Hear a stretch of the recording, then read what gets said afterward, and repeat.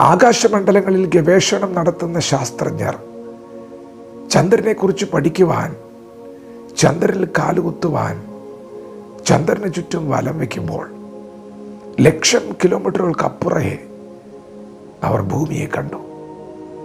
Football ആകൃതിയിലാണ് അവർ ഭൂമിയെ കണ്ടത്. Blue marble എന്നാണ് അവർ ഭൂമിയെ വിശേഷിപ്പിച്ചത്.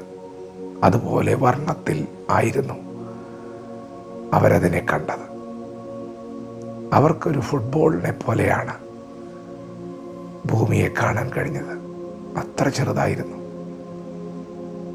അങ്ങ് ലക്ഷം കിലോമീറ്ററുകൾക്ക് അപ്പുറം നിന്ന് അവർ കണ്ട കാഴ്ച. എന്നാൽ പ്രിയപ്പെട്ടവരെ, മനുഷ്യൻ കാണുന്നത് പോലെയല്ല ഭൂമിയെ സൃഷ്ടിച്ച യഹോവ മനുഷ്യനെ കാണുന്നത്. ചന്ദ്രനുമപ്പുറം ലക്ഷക്കണക്കിന് കിലോമീറ്ററുകൾക്ക് അകലെ സ്വർഗത്തിൽ വസിക്കുന്നവനായ ദൈവം നിങ്ങളെ എങ്ങനെയാണ് കാണുന്നത്? മനുഷ്യൻ വളരെ ദൂരെ നിന്ന് കാഴ്ച കണ്ടതൊരു ഫുട്ബോൾ ആകൃതിയിൽ ഭൂമിയിരിക്കുന്നതാണ്. എന്നാൽ വിശുദ്ധ വേദപുസ്തകം പറയുന്നു, ദൈവം അങ്ങ് സ്വർഗത്തിൽ നിന്ന് കാഴ്ച കാണുകയാണ്. നീ ഇരിക്കുന്നതും എഴുന്നേൽക്കുന്നതും ഞാൻ അറിയുന്നു.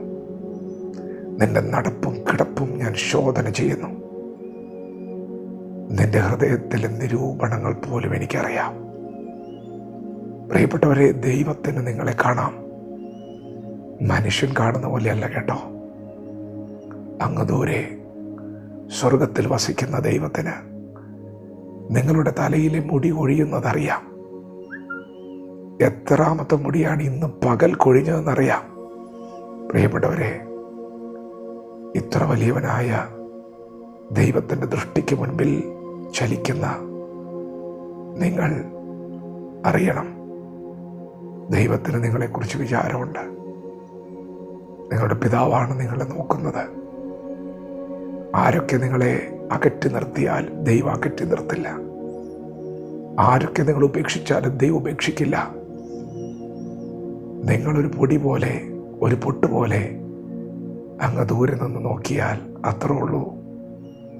പക്ഷെ നിങ്ങളെ സ്നേഹിച്ച് നിങ്ങളെ വീണ്ടെടുക്കാൻ ഭൂമിയെ സൃഷ്ടിച്ച ദൈവം മനുഷ്യവേഷമെടുത്ത് ഈ ഭൂമിയിൽ വന്നത്, നിങ്ങൾക്ക് വേണ്ടി പ്രാണൻ വെച്ചു കൊടുത്തത് നിങ്ങൾക്ക് മറക്കാൻ കഴിയുമോ? ആ ചങ്കിലെ ചോര മുഴുവനായി നിങ്ങൾക്ക് തന്നത് മറക്കാൻ കഴിയുമോ? ദൈവത്തെക്കുറിച്ചുള്ള അറിവ് ജീവനാണ്. അത് ദൈവശക്തിയാണ്. ഇന്ന് പകൽ നിങ്ങൾ ശക്തിപ്പെട്. നിന്നെ കാണുന്നൊരു കണ്ണുണ്ട്, നിന്നെ അറിയുന്നൊരു സ്വർഗമുണ്ട്. അതുകൊണ്ട് പറയണം, എൻ്റെ ജീവിതത്തിൽ ഇന്ന് സംഭവിക്കുന്ന എല്ലാം നന്മയ്ക്കാണ്. എൻ്റെ ദൈവം അറിയാതെ എൻ്റെ ജീവിതത്തിൽ ഒന്നും സംഭവിച്ചിട്ടില്ല, സംഭവിക്കുന്നുമില്ല. സംഭവിക്കുന്നത് മുഴുവനും നന്മയ്ക്കാണ്. വിശ്വാസത്തോടെ വചനം സ്വീകരിക്കാം. ദൈവം നമ്മെ ഓരോരുത്തരെയും പകൽ അനുഗ്രഹിക്കുമാറാകട്ടെ. ആമേൻ.